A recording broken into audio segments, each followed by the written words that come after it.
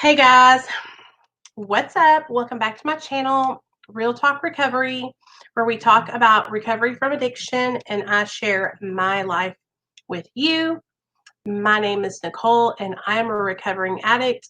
My sobriety date is July 13th of 2015, and this is our regularly scheduled every Monday night, 7 p.m. Central Standard Time, recovery support group meeting. Welcome, welcome, welcome. What I'm going to do is I am going to share this over on our community tab. So that way anybody who wants to come join us can come join us, and I will share it in our Hangouts. So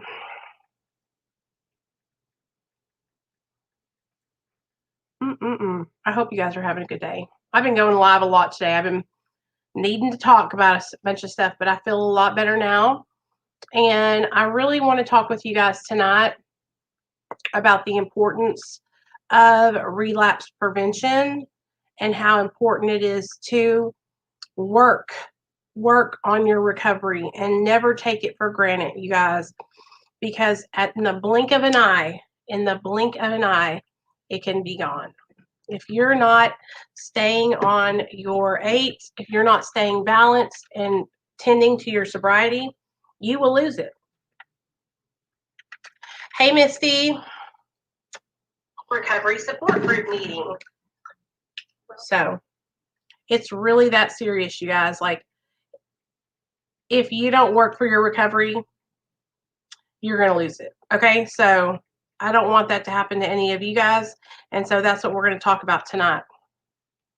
Okay. All right. So sorry, guys. I'm sharing this over on Facebook. Hey, my Facebook peeps, if you're in the chat, I see you guys. I'm glad y'all are here. Okay. Let me get my nose off that damn phone. So I'm going to wait for you guys to get here. What do you think about the makeup look? What do you think about the makeup look? Are you shook by my makeup look? Hey, Center's mom. I'm so grateful for you. I am so grateful for you. So I got my notepad, my handy dandy notepad. And I was thinking what we could do is I'm eating a turkey sandwich too, guys. I'm hungry. Okay.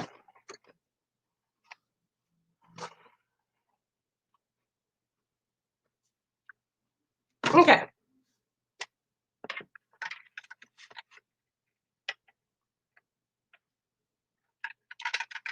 Relapse prevention. So basically, everything in this video is going to be gold. Okay. I'm going to be dropping straight up nuggets of gold. So if you're somebody who struggles with relapse, you keep on finding yourself on the same path. Okay. You keep on finding yourself going back and forth, you want to be here for this meeting. Okay. We're not going to get started until about 5 or 10 minutes. I want you guys to all drop your sobriety date in the comment section. Let me know how you're doing with your recovery.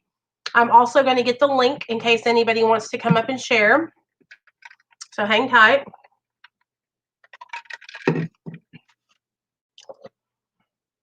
We don't miss days here on Real Talk Recovery. I might be having a bad day today, but we're going to go on with the show.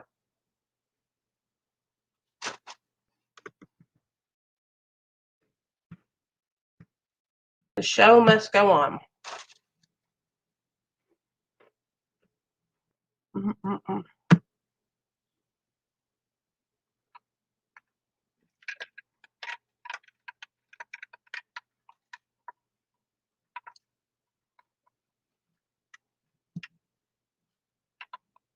Okay. Oh, there we go. All right. What's up, Boxcar Rick? We are on, baby. Hey, AD. Okay. How do I define a relapse? All right. So a relapse is when, to me, now okay, let me share something with you guys. This is all personal to you. Okay. So there's something called a relapse, and then there's also something called a slip or a.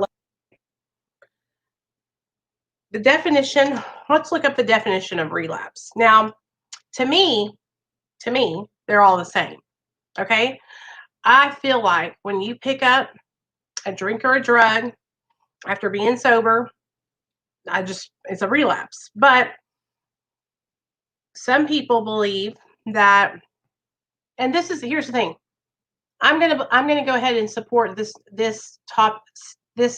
opinion, because I don't want people to beat themselves down because they relapse. So this is important. Relapses suffer deterioration after a period of improvement. So after a period of improvement, you fall back. Okay. So a deterioration in someone's state of health after a temporary improvement. All right. So deterioration, basically, after you have been doing well, you fall back. So after a period of improvement, you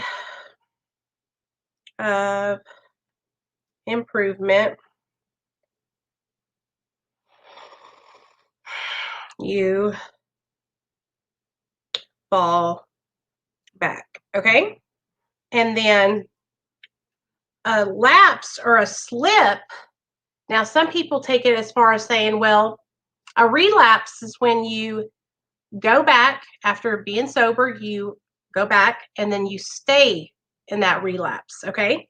And then some people say that a slip is whenever you relapse and then you come right back and you don't stay in the lapse. So I guess you could say after improving, you dip your toes in the water and then you come back. So to me, they're all the same. And the reason why they're all the same to me is because I don't want to, for me, it's important to understand the severity of relapsing. Okay. To me, going back and dunking my toe in the water for one day is not worth it. And it's that serious. And so instead of minimizing the term and saying, oh, well, I just slipped, I just dumped my toe in, I'm just going to tell y'all straight up. Okay, when you pick up a drink or a drug after you have improved and gotten sober, that's a relapse. Okay. Whether or not you start your time over, whether or not you share that you had that lapse, is up to you. But I'm going to tell you right now, in my program, it is really important to be honest. And part of the reason why relapses happen is because of lack of honesty. All right. And because we make excuses for our behavior and we give ourselves permission for those actions. And so I'm going to teach you tonight how these simple steps in behavior and changes of behaviors can lead you all the way to picking up a drink or a drug. And we're going to use my husband's situation as an example, because I literally get to watch him. It's like I have my own little specimen and I'm a scientist and I get to see and write down and take notes on the things that I see happen, and then I can share it with you guys. Okay, and then I can also share with you my own personal experience from relapsing. But it's really amazing to be able to be from the outside looking in and watching it happen, and I can identify it and I can see when the behaviors changed, and I can see when he started acting differently weeks ago. Okay, so where you at, Nate? Let me have a bite of the sandwich. Hold on, guys.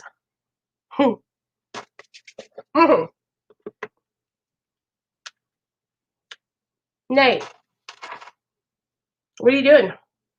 Can I maybe get a little bit of V-Bucks? A tiny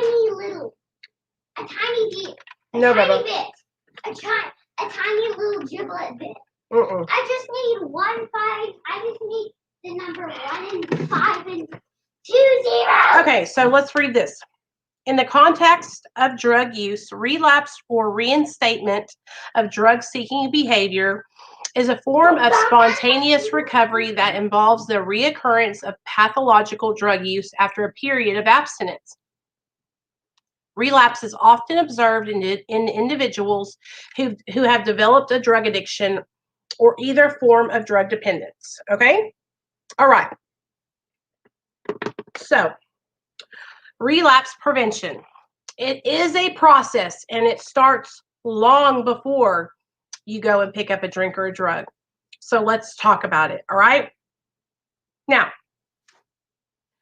my own personal relapses that I have had before I have gotten sober today, or sober in 2015, those times that I had, I wouldn't even call them. I would only call the time. Oh, let me explain something to you. So I'm only going to call things relapses when I have been trying to really stay sober. Okay. So there's many times that I would white knuckle it and stop using for a little bit. And then I would just pick back up. Those were not relapses, right? I wasn't even in recovery. I wasn't even really, I was just didn't have any money and couldn't get no dope. Okay. Times that I have relapsed, I want to tell you, is times where I went to treatment. I got into therapy. I started working steps. I started going to meetings. And then slowly but surely, my behavior started changing and things started falling off. So let me talk to you guys. Okay. So when we get sober from drugs and alcohol, it is a lot of work. Okay.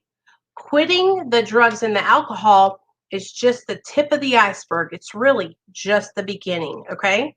So once you rid your body of drugs or alcohol or both, then your mind has time to clear up, right? And so all these years, you've been putting dope in your body or alcohol in your body, and you've been living in a fog, right? So you haven't been able to perceive things the way they really are. That's why so many of us, when we were in our active addiction, we can remember how we thought we were having a good time, or maybe we thought certain people were our friends that really they weren't, or maybe we thought we were driving straight and our lights were on but they weren't, or maybe we thought we weren't as high as we were but we nodded out and caught ourselves on fire with a cigarette. Do you feel me? Do you feel me? Do you know what I'm talking about? Okay, so our perception is totally fucked. So when we get sober and we rid our bodies of drugs and alcohol, then our mind clears and the fog is lifted, right? That doesn't happen right off the bat. You would think that the minute the drugs and the alcohol left your system, that you would just be like snapping back into it. Oh, no, no, no, no. It takes a while, you guys, for your body and your mind to heal. After getting off of drugs and alcohol initially, you're going to go through post-acute withdrawal syndrome. So you already had your acute withdrawal. Now you're having the post-acute withdrawal. It comes with all kinds of good things like depression, anxiety, feeling like you're doomed. I mean, it going on and on and on. Okay. You could still have restless legs. You could have sleepless nights. You guys, post-acute withdrawal can go for over a year after you've gotten sober from drugs and alcohol. Okay. All right. So the way that I have been able to maintain 5 years of sobriety is like this. Okay. I'm going to tell y'all like it is.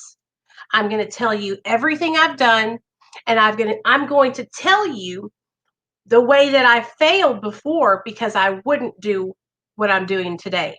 So this right here, I'm going to tell you everything I've done. Okay, number one, the first thing that I did when I got sober and I got out of treatment, okay, I got myself a sponsor, or you can go, or an accountability partner, or a mentor, okay? But you need to have somebody. It doesn't have to be, you don't have to be in a 12-step fellowship, whatever fellowship you choose, okay? But you need to have some kind of accountability partner, okay? You cannot just be out here willy-nilly in it by yourself, okay? That's the problem. That's why you are in the situation you are in, because you have tried to willy-nilly through life on your own. And see, you and we don't know how to make good choices because we spent our life in active addiction making bad choices, okay?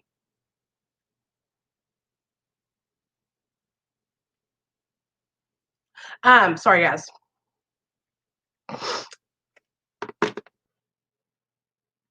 It is very hard to accept and admit that we don't know how to make good choices for ourselves. That was one of the things that I struggled with a lot when I first got sober.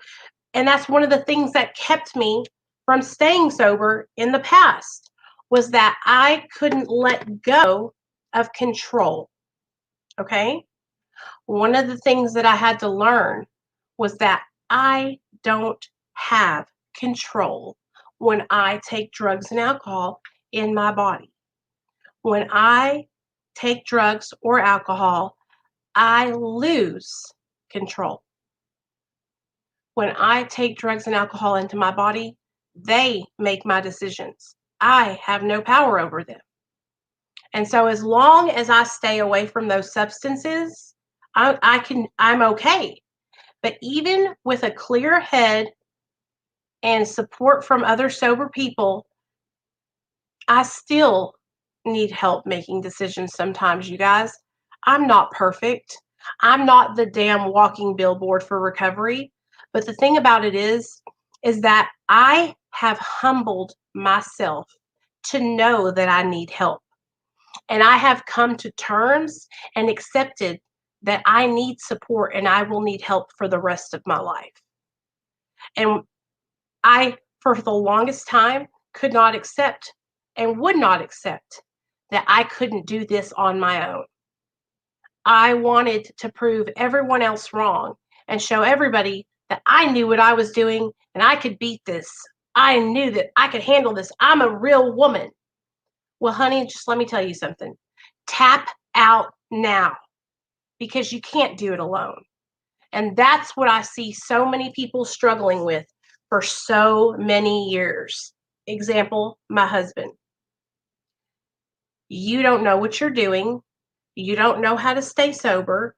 You can't make good choices. You need support. Okay? So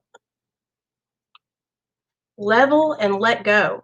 Let go of your pride. Okay? So you got to let go of that pride and that ego. Some of you guys might say, well, Nicole, I don't have a pride or ego. I've been so down on myself. I don't have any self-esteem. I'm always kicking myself when I'm down. You can be insecure and have low self-esteem and still be real stubborn and bullheaded and have a bunch of pride and ego and not take suggestions. Okay? So I was so insecure. I was so low. I hated myself. But my pride kept me blocked from getting sober and staying sober because I thought I knew everything and I thought I could do it on my own and I thought I could handle it on my own, and I couldn't, you guys. And it wasn't until I totally surrendered and accepted the help that other people had been trying to give me for years that I was actually able to start on that journey. So number one, get yourself a mentor or sponsor or some kind of accountability partner and utilize them. Don't just say, oh, this is Nicole, she's my sponsor, and never call her.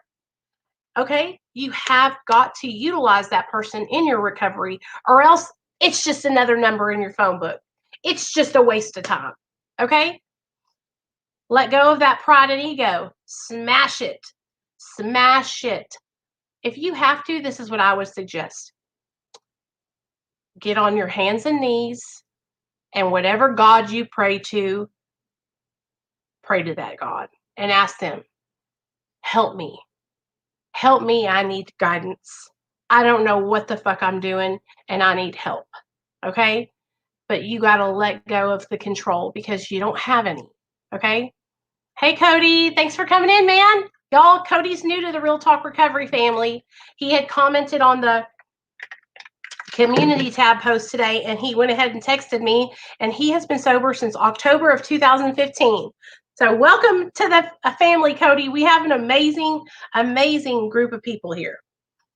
All right. So you guys, listen, I'm not telling you this, and please don't. I'm just really pumped and passionate about this message tonight because it hits close to home. Okay. I'm literally going through this right now. All right. I'm literally going through this right now.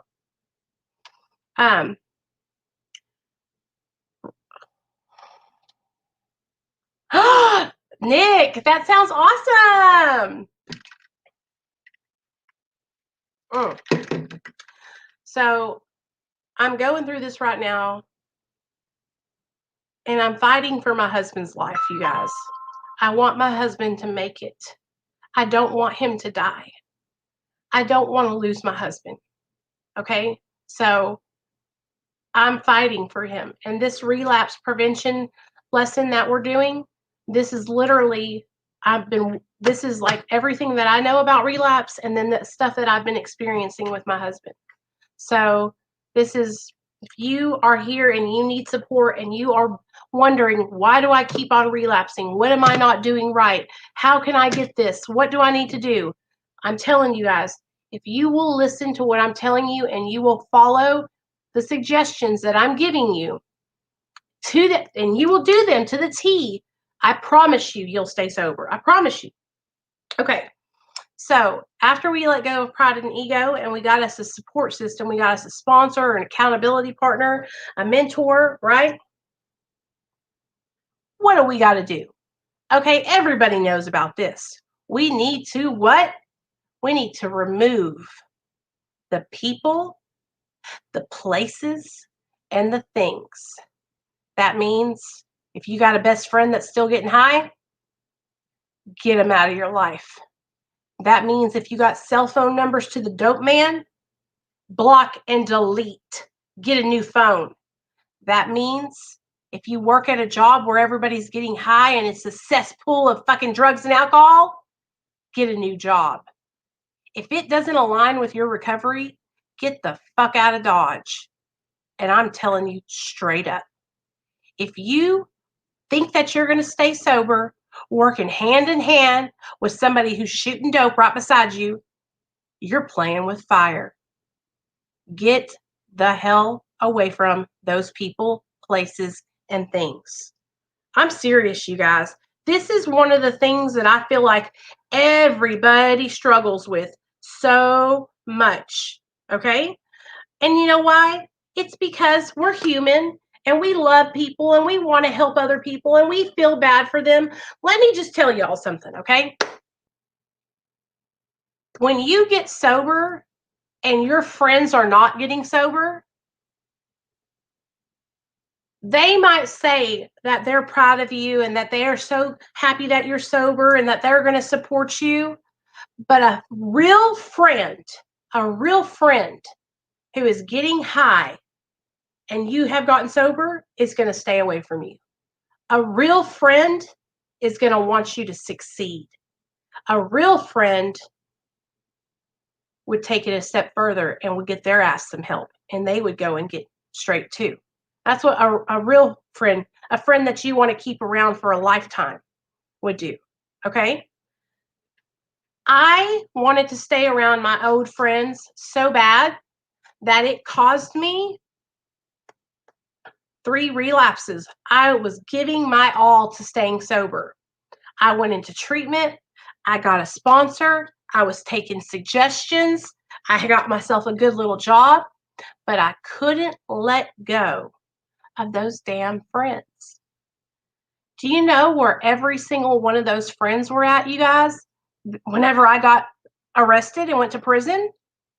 Do you know where all those friends were at that were getting high with me while I was sitting behind bars for a year? Do you know where all those friends were at when I lost custody of my son?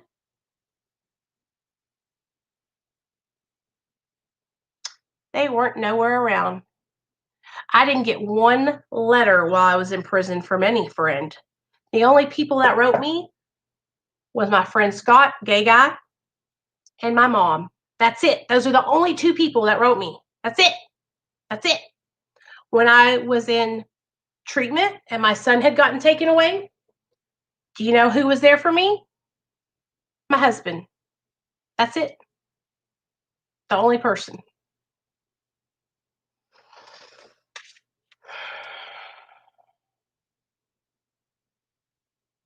When you get sober and you're trying to live your life in recovery, you guys, everything has to change. Okay? So if you're watching this video right now and you're sitting in your house and you're still getting high and you're hearing me say this and you're thinking, damn, she's freaking serious. She's like telling I got to get rid of all these people. I want you to hear me out and I want you to listen to me. I want you to look me in my eyes and listen. What have those people done for you that's not drug related? How have those friends supported you outside of drug addiction? You know, like you really, really got to look at that, you guys, because most of the time it's just friends that are there to benefit from what you have and vice versa. And listen, we're all drug addicts, so our friends aren't bad people, okay? And we're not bad people. But if you want to succeed in life and you want to succeed in recovery, then you have to surround yourself with other people who are successful. If you want to stay sober, you need to find you a gang of people that have been sober for a year or longer. Shit, if I was you, I would go to a meeting and I would find all the girls or guys that have 5 years or more. And I'd say, what are y'all doing? How can I hang out with you guys? Can y'all take me out to coffee? Let's go bowling. I'm here. Okay, like seriously, you guys, seriously. When I got sober after getting my son taken away, I started hanging out with only people who had been sober for 2 or more years. New visitor. And it's not because I didn't respect people that had been sober for a year or 60 days, or it was just because I needed to be around people who were stable, who were people I could lean on, who were people who could call me out on my shit and tell me, girl, you're slipping. I needed to have that. You guys, and I'm telling you right now, was it fun? No. No, it wasn't always fun. No, I hated some of it, honestly. But you know what, you guys? Sometimes the things that are good for us aren't the best fun. You know, it's uncomfortable when you're making changes for the positive because it's not something that you're used to doing. All right. I had been used to hanging out with people who were getting high and drunk all the time, people who did not care or respect anything that I owned or had, my car, my home, nothing. I was hanging out with people who we were not the same. And I wanted better for my life. And I know you guys want better for your lives. That is why you guys are here. That's why you guys come to these meetings every single night, because you want better for your life. You want to be successful in your recovery. And that says a lot, because I see all of y'all's names. I see the people who are repeat offenders of Real Talk Recovery, and you guys are actively chasing your recovery. You are actively taking actions and taking this next step to stay sober. And honestly, you guys, that's what it takes. That's what it takes. It's not going to be just some walk in the park. Oh, I quit drugs. I'm sober now. It takes actions, one foot in front of the other. It takes feeling uncomfortable. It takes calling some man or woman that you've never met in your whole entire life and asking them, hey, I heard you're sober. How did you do it? Can you help me? You got to humble yourself and stop being so fucking selfish and thinking about how you feel and what's going to make you uncomfortable. I'm serious, you guys. If you really want to live your life in sobriety and have a better life, then you got to do the things that make you uncomfortable. Okay? Do you think that I liked talking to my 65-year-old sponsor every single day? She drove me insane. Insane. Okay? And she drove me insane because she told me about myself.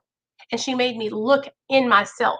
She made me realize that I had a lot of work to do. I don't want to die. I don't want to die. I don't want my son to have to be without me.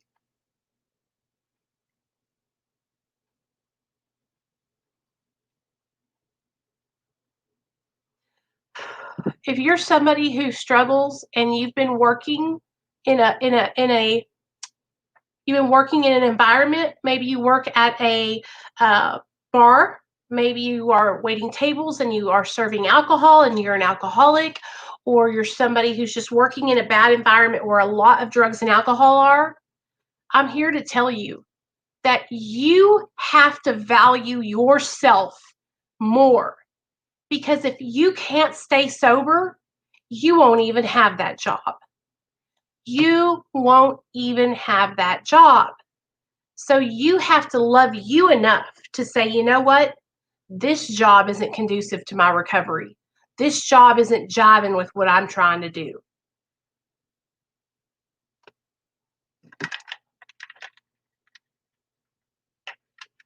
But her words echo in my mind all the time, and that's what I need. Christine, hey girl, thanks for being here. As long as you can make phone calls and be a grown-up, you can be a grown chicken.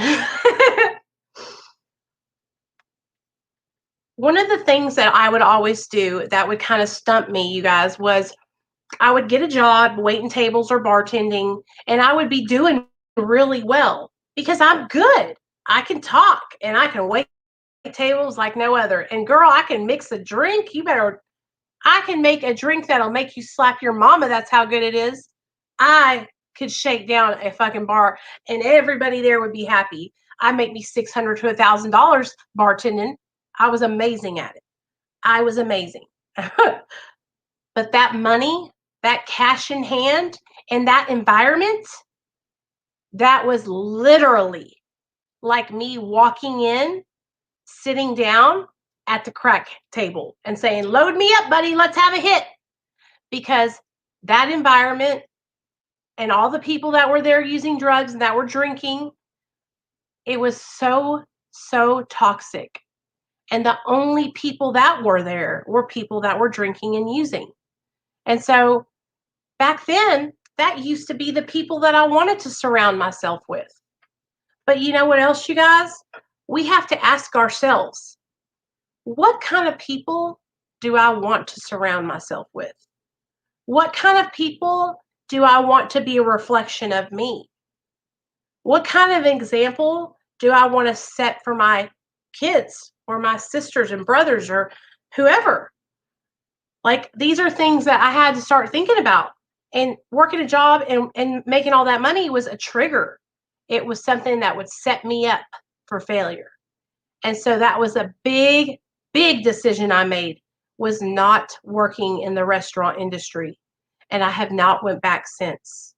And I'm very grateful, you guys, because it's just not somewhere I need to be. Okay, so we got people, places, and things out of the way. Sorry about that. I was going on a little bit of a rant. Okay. All right. So now you got your sponsor. You got your pride and ego set aside. You're humble. You're ready to learn. You're ready. You got your hand out and you're ready to take suggestions. Okay. You sweeped all those people, places, and things out of the way. You got yourself a new phone.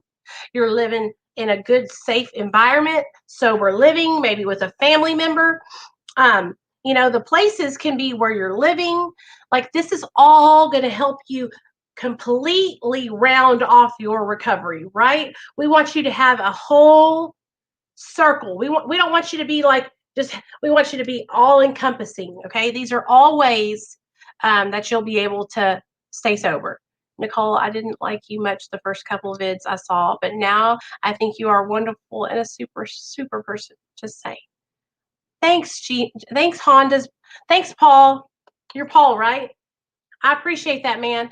And you know what, you guys, I really just mean well. And Paul, a lot of people, when they hear me and I'm sharing, sometimes I give people, I guess they get kind of, I'm a little bit abrasive sometimes. And I just really want to help people. And I just really want to encourage people. And I really just don't want you guys to have to go through the same shit that I went through. And I don't want y'all to die, and people might not believe that. People might not, oh, she doesn't really care. No, I absolutely do. I absolutely do. This is literally what I was made to do. This is literally my job. right? This is why I'm alive. It's to help people.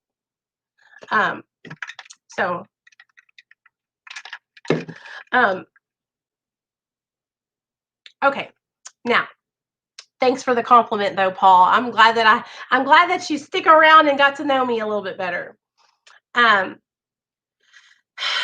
So now that you have somebody to work with, your sponsor or your mentor, and you got the pride and ego set out of the way, and you've changed your people, places, and things, that means like even like things like sometimes people can have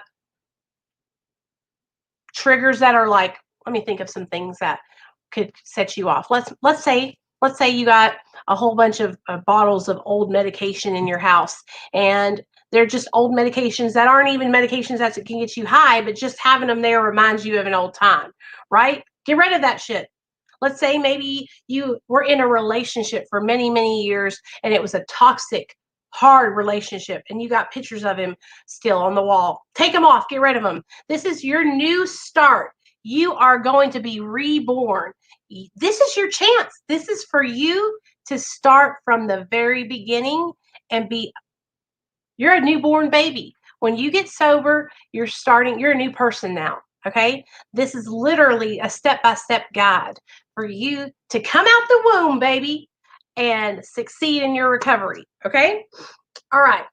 So now that we got all that situated, I think it's really, really important. And I think a lot of people, especially right now because of coronavirus, are missing this key step in their recovery. Okay. Fellowship. Having other people that you can get together with and that you can be not just with your sponsor, but like a group of people. Okay. So sober, support, and fellowship.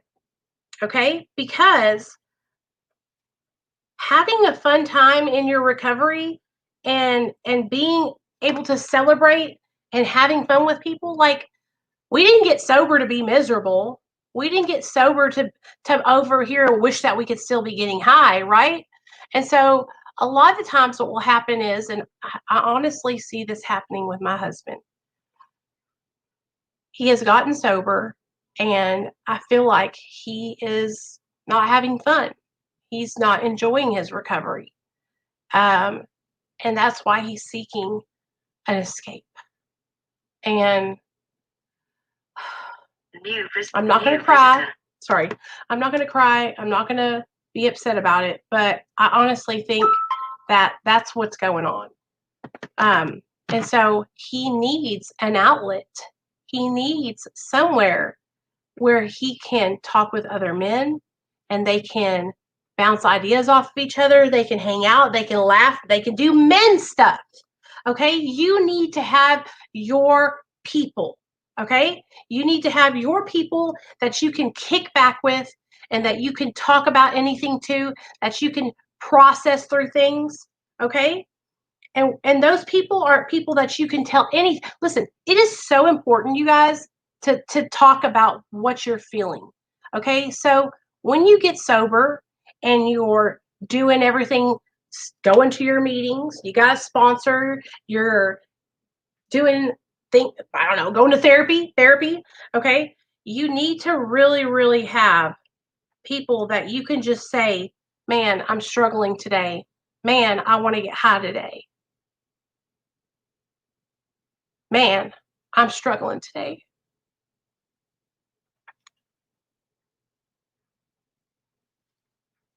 I wanted to get high today because I wanted to escape and not think about what I was having to deal with today.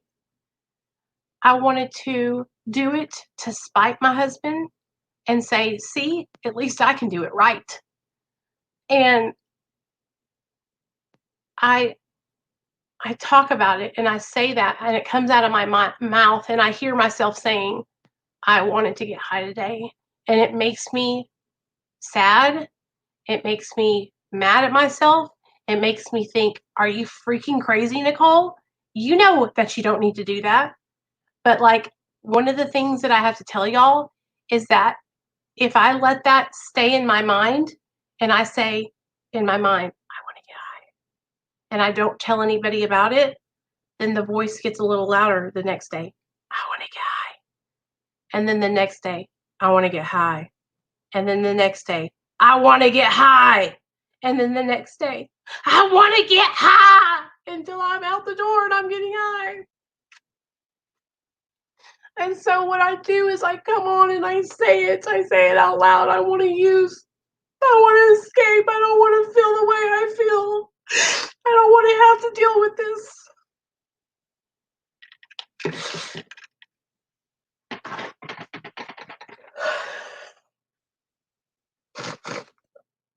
I talk about it as much as I can because that's the only thing that I know what to do is talk about it. Tell everybody I can so that way I can't get high because everybody will know. You know, I have to tell everybody I can about it. That's the only thing I know how to do is to talk and talk and talk and talk and process and process and process. One day we were doing a live stream and I was talking about talking and telling on ourselves. And we came up with this phrase called snitching on my addiction. And so it might sound like stupid. It might sound lame, right? But it's the truth. If you can tell people and you can talk about it, then it's not going to be in the dark anymore. And you will shed a light on it. And when you put that light on there, then the devil, the addiction, the demons, the negativity, the evilness, it can't be hiding in that dark place because you're putting light on it. And so that's what I have tried to learn is to tell and tell and tell. And one of the things that I learned really early on, one of my sponsors had told me that secrets keep us sick. I'm hungry. Okay, secrets keep us sick, you guys. And so by me keeping that secret and telling myself that it's okay and that nobody will know, then it's slowly giving my mind permission. Okay. And so I never understood how my mind worked, but it works internally from me. It's like I will give myself a permission statement. It's kind of like, let's take it as far as eating food. Okay. So I struggle. Nathaniel, listen to me. Let me finish this up and then I'll make you some dinner, okay? What would you like to eat? What would you like to eat, Nate?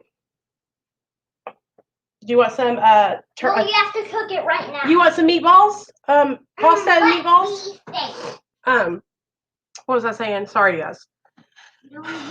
I'm very emotional tonight because I'm literally going through this in real time. Okay. So like everything that I'm saying, y'all are hearing it from in real time. Like, so snitching on my addiction. Okay. That's what I was talking about. Why do you keep saying that? Do you want the pasta or not, Nate? Never mind, bungholes. Okay. Love you. And can I show them my Fortnite skin? Yeah, go get it. Why do I feel that way? Exactly. Okay. That's a great thing to say. So Cindy says, the question that we have to ask when we hear the voice in our head is, why do I feel the need to escape? What? You almost get off your live stream and you're about to leave. Can you come upstairs and I'll show them? Yes, and I'll bring you up some dinner. Okay? Okay. All right. Love you. Love you, Belle. That's how we love each other. 9 times out of 10, you guys, when I will have a thought like that, like I want to get high, guess what? And I ask myself, why am I thinking like this? Usually it's not anything. It's something I can like, okay, today was hard for me.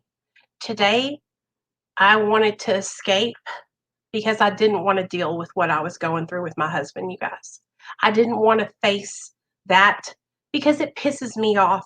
It makes me uncomfortable. I'm forming a resentment, you know? But I know without a shadow of a doubt that I don't want to use. The thought entered my mind, but I don't want to go out and do it and then lose my son and lose everything I've worked so hard for. So that first initial, like, I want to escape this feeling, it was short-lived, because then I processed through all the other things, all the other feelings, and all the other amazing accomplishments. I wouldn't be able to have you guys if I was out getting high. I wouldn't be able to do this. I wouldn't be able to go to California. I wouldn't be able to work with Dr. B and Austin and them. I wouldn't be able to be my son's mom. I wouldn't be able to do any of this, right? And so asking yourself why you feel this way is part of number 6, playing the tape all the way through. Okay? Playing the tape all the way through. All right? So when you get sober, a lot of what helps me is internal dialogue, like talking with myself, self-talk, positive self-talk, building myself up, telling myself, girl, you got this. You're going to be okay. One step in front of the other, Nicole. Keep pushing forward. Look how far you've come. You've got 5 years sober, bitch. Quit crying. Like, I have to tell myself these things and keep building myself up. And that might sound crazy to some people, but it works. It works because for so many years, I practiced bashing myself down. I practiced telling myself I don't love myself, talking about how ugly I was, hating myself. And so now, all that negativity that I spoke into my life back then was bleeding out of me in my actions with drug addiction. And so now I pump positivity into my mind, positivity into my life, and that is coming out of me in my actions here on this channel with you guys when I interact with other people. I just thought it doesn't mean that we really want to do it, but we have to figure out a way to solve the problem without going down. No matter what the addiction is, we have to play the tape back all the way through. Exactly. Okay, so let me tell you this. You inspire people, Nicole. For real, you're on the right track. Love you, Scotty. I see you in here, babe. I talk to myself 24/7, but never that way. Usually self-deprecating words or just random talking to myself about whatever's going wrong. Sunner's mom. A lot of people do that self-deprecating talk. And let me just tell you something. You are doing yourself a huge disservice. Okay? Because that is a lot of people try to escape through that, like humor and stuff, but it's not humorous because that's really how you feel in your heart, you know? And so stop talking to yourself like that. One of the things that I learned early on in my sobriety, let me get my phone, was to practice daily affirmations. Okay, so let's write that down on our list of ways to stay sober. Daily affirmations. Okay. And my sponsor had me start doing this when we first started working together. So here's the thing, you guys. If you reach out to somebody and you ask someone to be your sponsor or mentor or whatever program that you decide to work through, that person is going to have things that you're going to work through with them, like little homework assignments, like, okay? And this is good for us, all right? Like, this is what keeps us moving forward, and this is how we learn about ourselves. And I want to encourage all of you guys, if you're not part of a recovery program, I want you guys to listen to me. Get involved, okay? Get involved in some kind of fellowship, whether it be a 12-step fellowship, okay? Mara with us, okay? You know, we do Mara here, okay? Celebrate Recovery, Refuge Recovery, and Smart Recovery. Okay. And I think there's even like a new kind of recovery thing where it's like, sorry, my nose is itching. CBT, cognitive behavioral therapy. Okay. Get involved in a program because, okay, when you're trying to lose weight, got an analogy for you, and you don't know how to eat healthy, you don't know how to exercise, what do? You find somebody that knows how to do it, right? Find you a trainer, or maybe you go online and you look up a lady who has a YouTube channel and you follow that person. Well, honey, How do you think you motherfucking stay sober? You find somebody who stays sober and you follow that motherfucking person all the way around town and you do exactly what they do. Okay. And so it's the same thing. And eventually, by practicing those behaviors and practicing the things that you're learning with your sober partner, your sponsor recovery accountability partner, you're going to learn how to stay sober, right? And you're going to grow and you're going to morph into a beautiful recovering butterfly. Okay. All right. Okay. So I kind of skipped through. So let me read y'all. Number 1, get yourself a sponsor. Number 2, drop the pride and the ego. Number 3, kick the people, places, and things to the curb ASAP. Number 4, find sober support or fellowship. But fun friends that are sober that you can kick back with, do Zoom meetings with like we do. Shit, I got a whole gang of friends and we do Zoom meetings all the time. Huh Merk, huh Joe, huh Cindy, hey Mama, hey Nikki, hey Sunner's mom, hey all my folks, Sam, all of you guys. We all Zoom together. I talk to them y'all. It's like we have our own crew.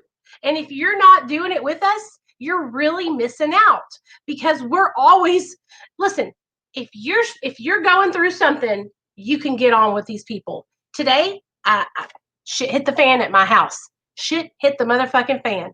Guess what? I went on and talked to everybody. Then I did a live stream.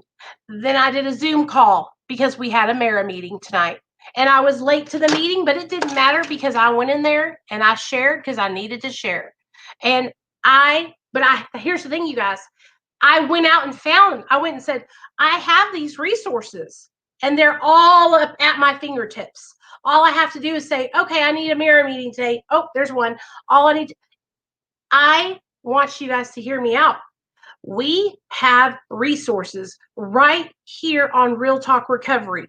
It is up to you whether or not you utilize those resources and you get involved. Okay? And I'm not going to hunt you down. I can't call you every day. I can't remind you when the meetings happen. But if you want to do this, you can come. Okay? There's people like Merck who share the links to our meetings every day in Patreon and on the Facebook page. So it's like you can really get a lot out virtually of what we got going on here. And back in the day, you guys, they didn't have that. They didn't have that virtual support. Okay. And now we do. And I'm telling you guys, if you need support and you are all alone and you have been failing at staying sober and all you have to do is get involved. Okay. It is really, really that simple, you guys. It's that simple, but some people will never be able to get it because they let things block them. Don't let being shy block you. Don't let being embarrassed block you. Don't let your baby's daddy block you because he doesn't want you on the internet. Don't let your old lady tell you can't take your prescription because she don't agree with it. All that shit. Y'all know the deal. You guys have to do what's best for you. If somebody's trying to hold you back from something that's going to better your life or save your life, cut them off. Walk away. Okay. All right. So get back on track, Nicole. I don't think I got to mention to you guys yet, but I think that getting involved in some type of therapy, I know some people maybe can't afford it at first, but if you can get involved in therapy, even if it's just for the first year that you're sober, you guys, it's so beneficial. It's so beneficial. And they have sliding scales to where people can afford the therapy. I'm telling you guys, like I'm a huge advocate for mental health and you guys really would benefit from that. I do it. So don't get it twisted. I do it. Okay. All right. Playing the tape all the way through, daily affirmations. And I'm going to read some of those to you here in a minute. Okay. And getting involved in a program. All right. Okay. So you could be doing all these things, you guys. You could be doing all these things and you could still go out and use drugs and alcohol. Okay. You could do everything that I'm telling you to do and still relapse. Okay. So don't get it twisted. I don't want you guys to think that I know everything and that I'm trying to like be bossy, right? I'm hungry, y'all. Yes, Daniel. Okay.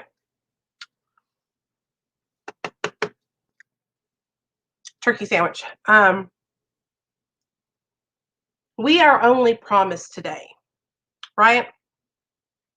But I can promise you that if you're actively working on your recovery, you are staying away from the people, places, and things. Okay. You are reaching out for help and you're being active in your sobriety and not being quiet because a closed mouth don't get fed. Okay. Then you're going to be okay. You're going to be all right. All right. I promise you guys, like it really is removing yourself from those people and those places and surrounding yourself with a whole new positive, healthy crew. And once you start getting the benefits of sobriety and you start feeling good again, then that is going to trigger a chain reaction. And you're going to want to keep doing that. You're going to want to keep rocking it on, because it's going to feel good. When you get sober and you start gaining things back in your life, story time. Let me tell you guys a story. In 2015, when my little boy got taken from me,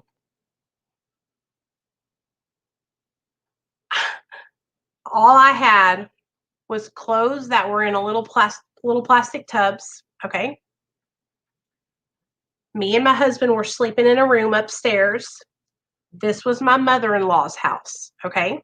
And so we were just taking up space. All right. I didn't have a car. I didn't have a driver's license. I had sold my car for dope. Okay. I had lost everything. Everything. My first year sober, slowly but surely, I got my son back. It took me 10 months. That was my first big accomplishment, was getting my little boy. My second accomplishment was getting a job and holding it, not losing it because I would call in because I was too high or I would show up fucked up. Okay.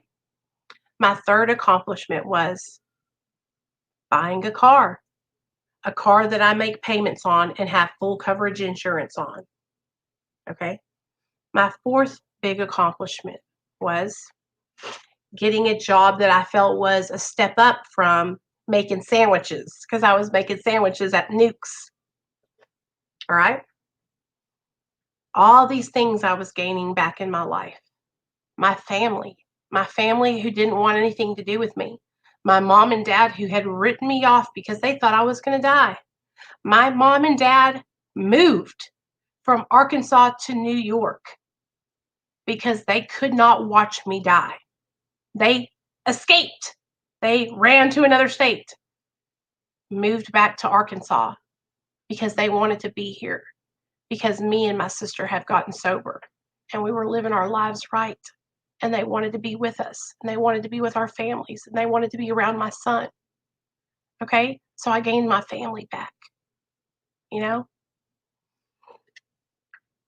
I gained respect from my mother-in-law and she's proud of me now. Okay.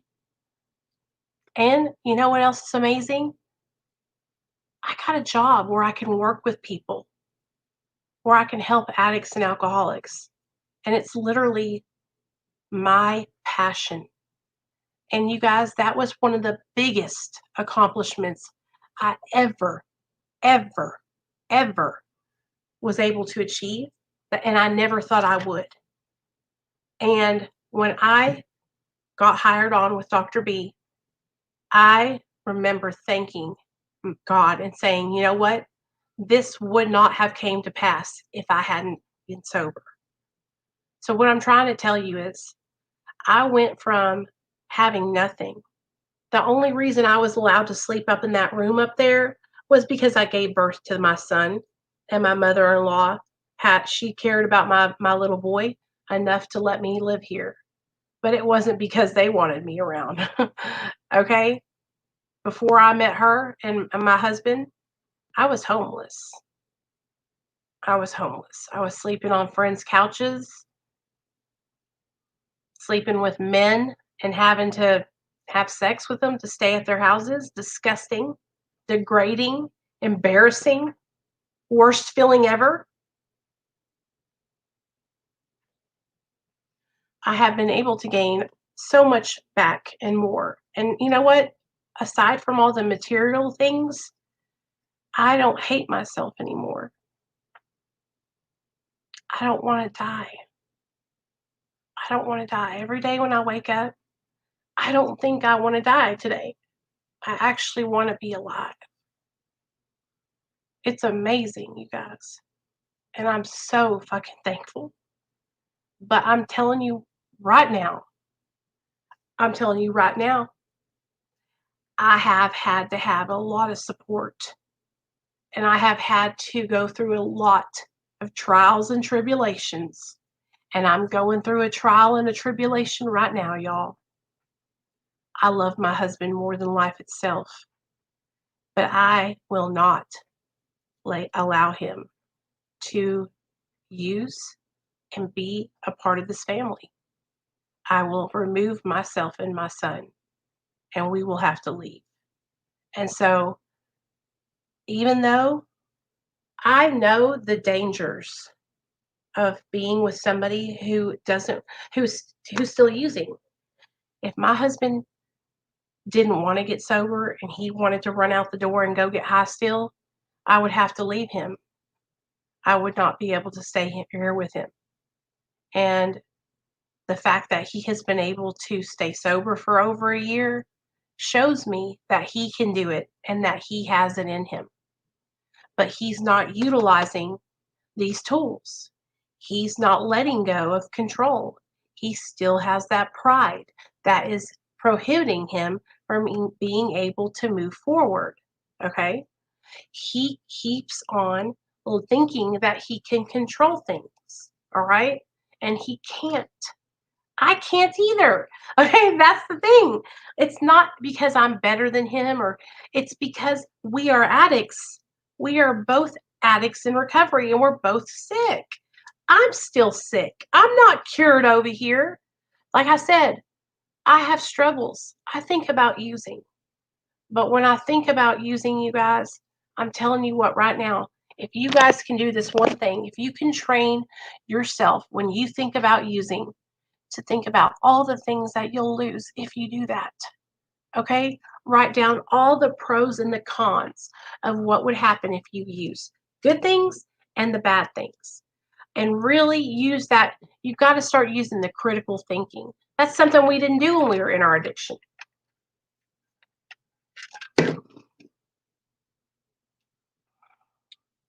My wife left because I couldn't stop. I cared more for a spoon, filter, rigged dope, sick. She deserves stabbing me. I'm so sorry, Hitman. And listen to me. Like, I hope you're not taking this personally. I'm just going through it right now with my hubby. But, and here's the thing. Like, I even asked my husband, I said, do you not love me? Is it because, you're unhappy? Is that why? Because in my mind, all I can think about was it must be because he's unhappy here. That's why he wants to escape, right? And he's like, no, I do love you. It's not that, he said, I just thought about doing it and then I went, and I didn't say anything. And that's exactly what it is. He just doesn't say anything. He keeps a secret and then he goes. Okay. If you guys didn't hear anything I said here, okay, if you only heard one thing I said, snitching on your addiction. If you guys can train yourselves to talk about every single time you feel triggered, every single time the thought crosses your mind to get high or drunk, if you can tell somebody else,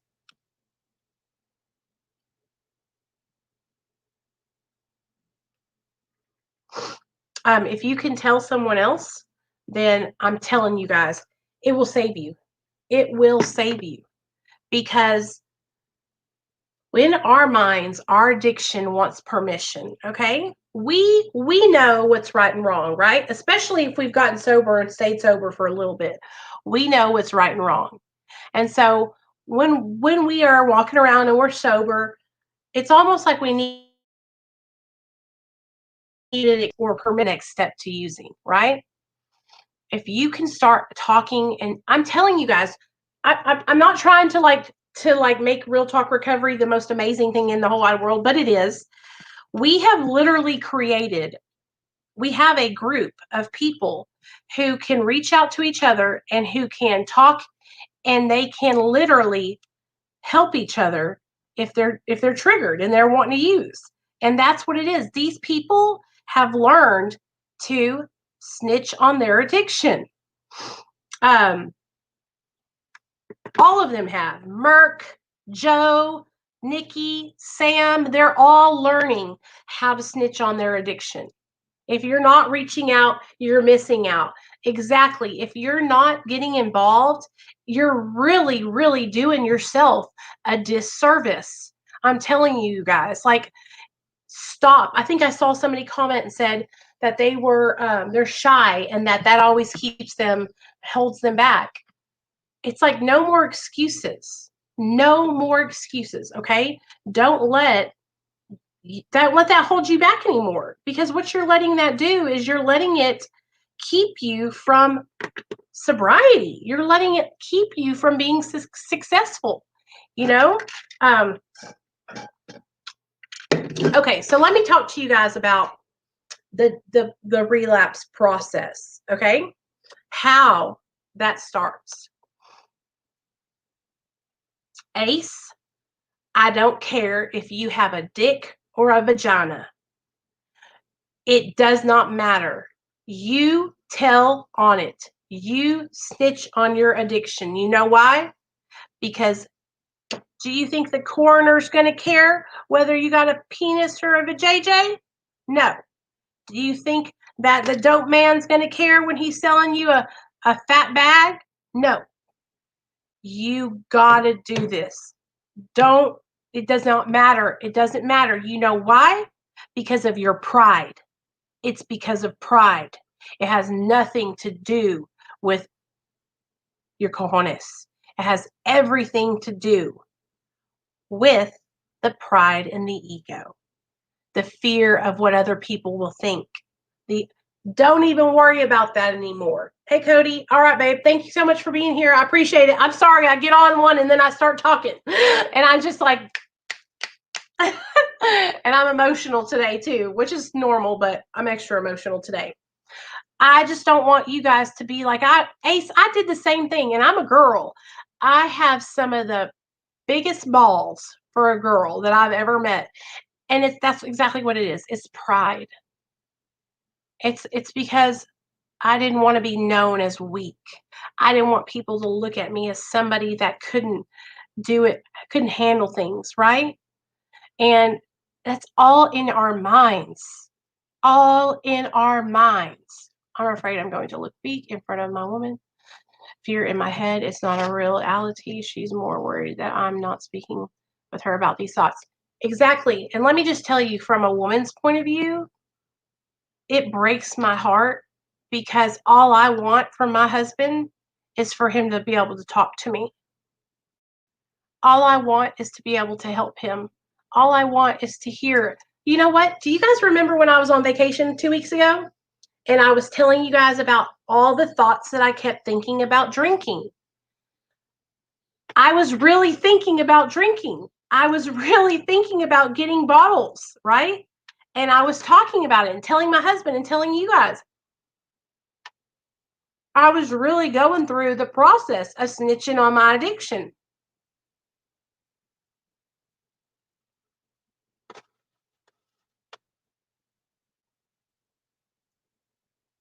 I had to tell somebody.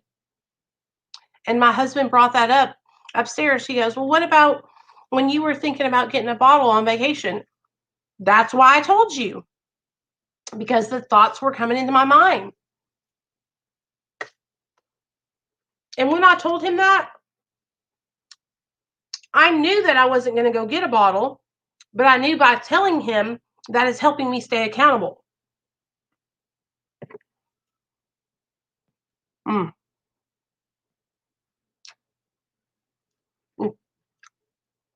Think about this. To cost you $6.9, snitched, and look at how successful that guy is. If you snitch on something that actually matters, like your addiction, you will change your life. Exactly. Ace. That's exactly how it is with me and my husband. Exactly. You do, Jose. Come join Patreon, man. It's only $2. Or you can just do the Mara meetings, or you don't have to pay to be in the Mara meetings. If any of you guys want to join on Patreon, here is the link. It's like I said, it's only $2. You don't have to join any higher tier unless you want to. But let me tell you something, guys. For my guys that are in here, I had to get that last bite. Sorry, y'all. You are not going to look weak. If you are married or have a girlfriend and you are in recovery, she wants nothing more than you to talk to her. Please hear me out. That's all we want. All I want is for my husband to be able to come to me and say, I want to get high today. I want to use. I've been thinking about using. And I would have sat down and I would have helped him, you guys. And I would have held his hand and I would have held him. And I would have told him how much I love him. And I would have been there to support him. Okay? Seriously. Well, James, you can still come to the Mara meetings. The Mara Zoom meetings are free. Okay? So that's free. And then the Facebook group is free. So don't get it twisted. We have lots of free support too, you guys. The Patreon is just a way to support my channel. Okay? But let me get the Facebook for y'all.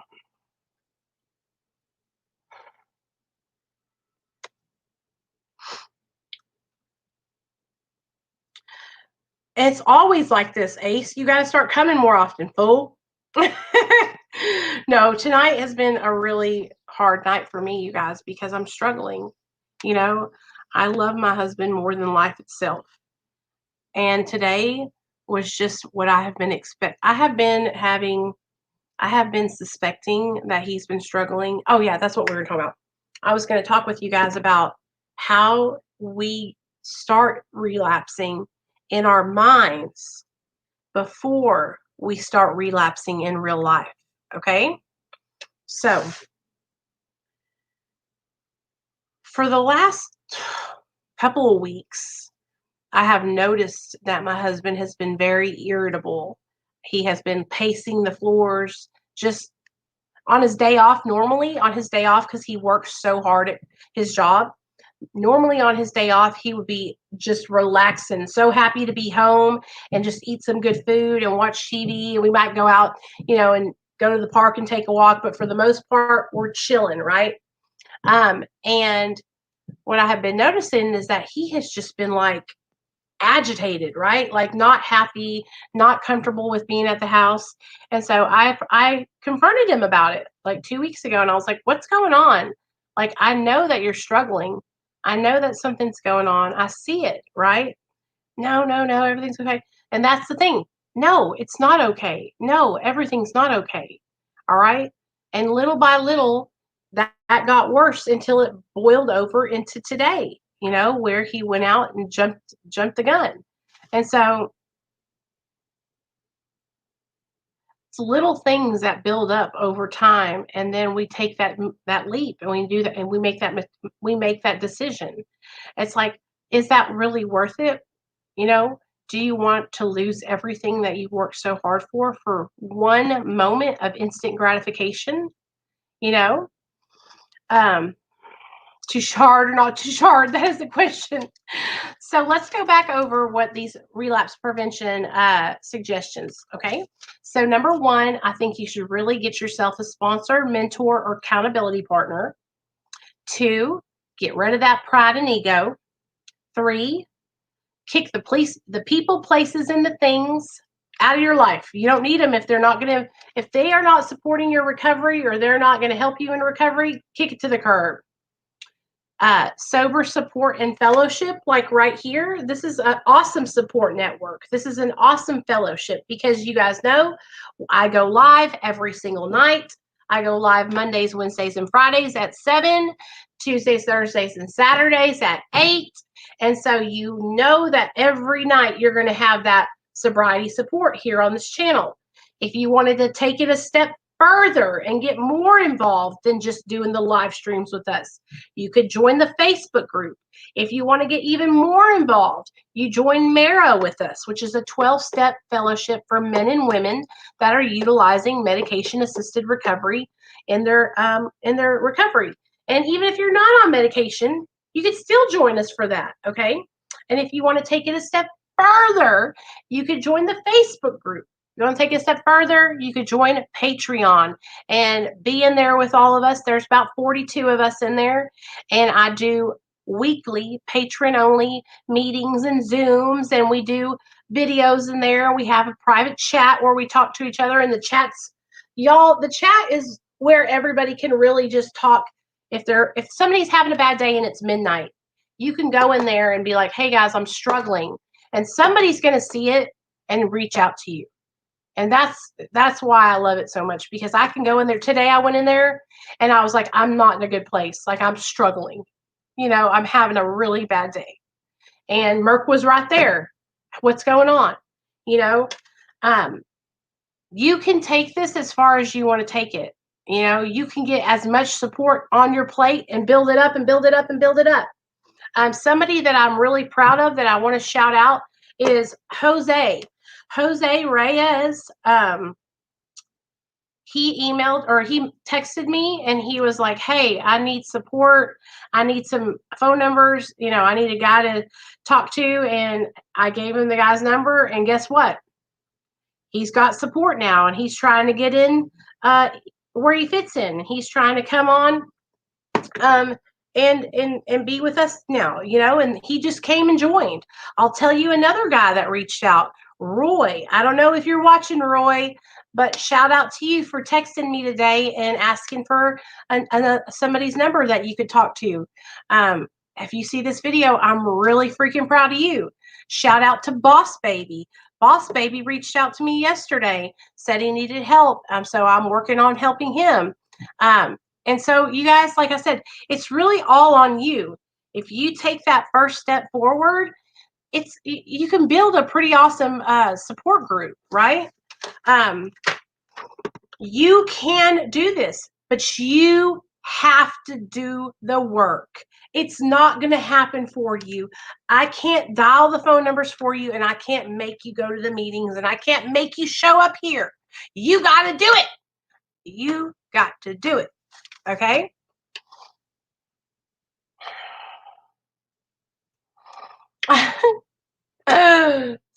Okay. Therapy, playing the tape all the way through, snitching on our addiction. Oh, daily affirmations I wanted to talk to you guys about. So let me show y'all something. I have found these posts on Pinterest. You can literally type in Pinterest and it'll give you affirmations for pushing through. Listen to this. I love myself enough to push through. That finish line could be around the next bend. Keep going. Don't stop. I deserve the best life I can live. I deserve a healthy body. The best view is found atop the hardest mountain. Anyways, these are affirmations that you can say. Write them on your mirror in the morning so when you wake up, you see them. One of the things that I've always said is I'm a highly favored child of God. My mom used to always say that. So I always say that to me. And those are affirmations that I speak into my existence, into my own life that help me. I failed so many times because I stayed quiet and tried to handle it like a man. The stakes are just too high for that BS. And you're saying it right now. And here's the thing, Ace, what you have to do. And what I have realized is that, no offense or anything, but guys like you and guys like my husband who are highly intelligent, who know what they need to do, who have been able to, like my husband's got a great job. He's successful. He's smart. He's good looking. He has a great family, has a beautiful son and a sexy wife.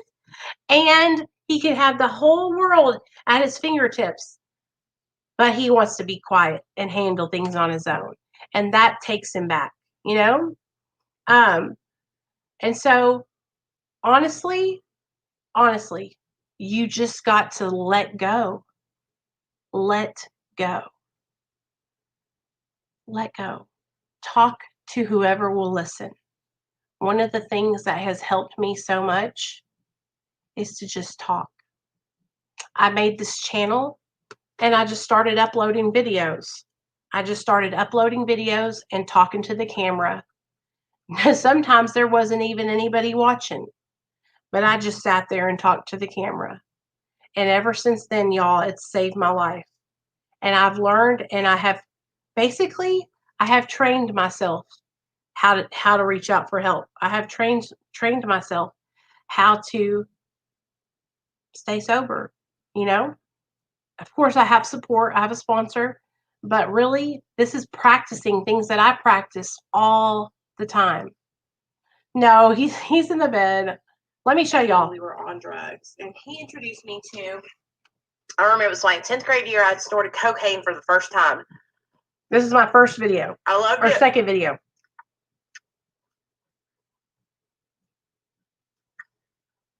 I love the numb feeling it gave me. Talking about cocaine. I liked how that's what we did. And crying, look. You know, like when anybody asks me, like I was talking to my friend the other day, she has a YouTube channel too. Her name is C. So just talking about it. Just tell it. Okay, guys? Just don't let go of the railing on the stairs. That's right. Just tuned in. Sorry I'm late, trying to get ready for the storm. Oh, stay safe, you guys. Stay safe. So I'm not going to hold y'all hostage anymore. I just really want you guys to understand that you don't have to continue using. And that if you're someone who has been able to get sober and you're doing well, please don't take it for granted. Please reach out for help. You might be doing good right now, but there's going to come a time where you hit a roadblock and you're going to need support. So why not set yourself up for success and get that support lined up now? Okay?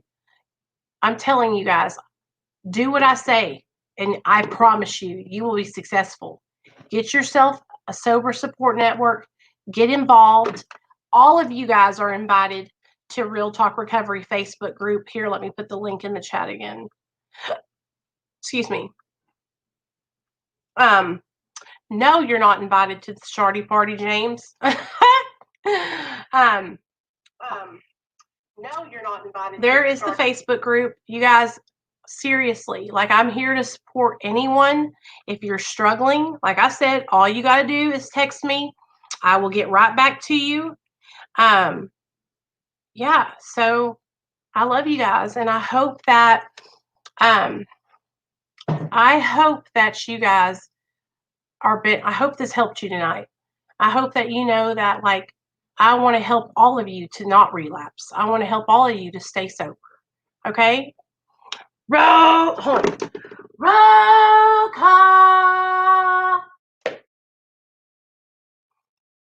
I want to help all of you guys. I mean that from the bottom of my heart. Okay? I love helping other people. I love sharing my journey with you guys. I love it. I love being of service. Honestly, it helps me stay sober, you guys. And I could not stay sober without y'all. And you know what? Honestly, that's probably why I have had such a good time staying sober, is because I do have you guys. And I do utilize this platform as a form of therapy. And I come on here and I talk every damn day. And so if anything's ever bothering me, I ain't going to get it past y'all. I can't help it. I tell it. I snitch on my addiction. So quit holding back. Quit holding back. Stop being quiet. Get rid of that pride and that ego and just talk about it. What's the worst that could happen? What? You going to stay sober? What's the worst that could happen? And in the process of talking with someone else about how you're feeling and what you're struggling with, guess what's going to happen? Your relationship with that person is going to flourish and grow and become stronger. So, I love you guys. I'll see y'all tomorrow. Tomorrow night we'll be live at 8, which is an hour later, because we are going to be doing our meditation tomorrow night. So I'll see you guys tomorrow night at 8. Thank you, everybody, for being so supportive. And please say a prayer for my husband, okay? All right. Love y'all.